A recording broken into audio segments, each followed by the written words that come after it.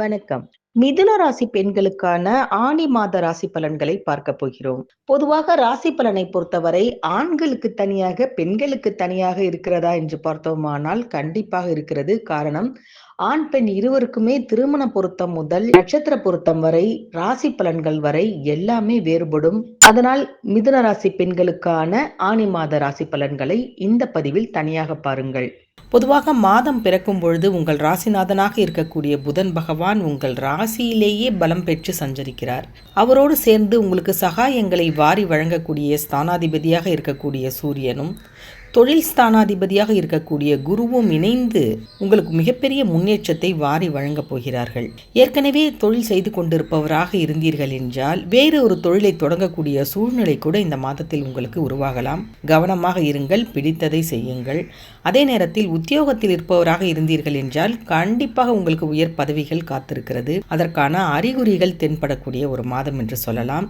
ஜென்ம குருவின் ஆதிக்கத்தால் இடமாற்றங்கள் உங்களுக்கு இனிமை தரும் விதமாக கண்டிப்பாக அமையும். ஆனி மாதம் 8ஆம் தேதி கடகராசிக்கு புதன் வந்து அமரப்போகிறார். புதன் உங்கள் ராசிநாதனாகவும் சுகஸ்தானாதிபதியாகவும் இருப்பதால் அவர் 2ஆம் இடத்திற்கு வரும் இந்த நேரம் உங்களுக்கு நல்ல நல்ல பலன்கள் எல்லாம் அதிகமாக நடக்கும். லாபம் தரக்கூடிய விஷயத்தில் கவனமாக இருங்கள். ஏனென்றால் பணம் வந்த வழியே திரும்பி போவதற்கான வாய்ப்புகளும் அதிகமாக இருக்கிறது.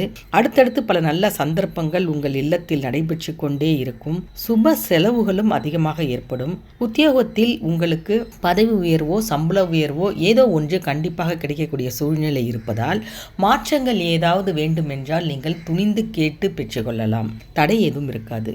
ஆனி மாதம் 15ஆம் தேதி ரிஷப ராசிக்கு சுக்கிரன் வரப்போகிறார். உங்களுக்கு விரையாதிபதியான சுக்கிரன் விரயஸ்தானத்திற்கு வரும் இந்த நேரம் கொஞ்சம் விரயங்கள் ஜாஸ்தியாக இருக்கும். அடகு வைப்பதற்கோ விற்பதற்கோ நீங்கள் ஏதாவது நகைகளை முன்வைத்தீர்கள் என்றால் உடனே அது உங்களுக்கு திரும்ப உங்கள் கைக்கே வந்துவிடும். உங்கள் ராசியை பொறுத்தவரை சூரியன் பூர்வ புண்ணிய ஸ்தானத்திற்கு அதிபதியாக இருப்பதால் அவர் தனது வீட்டில் சஞ்சரிக்கும் இந்த நேரத்தில் பூர்வீக சொத்துக்கள் ஏதாவது பாகப்பிரிவினையில் இருந்தால் உங்களுக்கு சுமூகமாக பிரிவினை நடந்துவிடும்.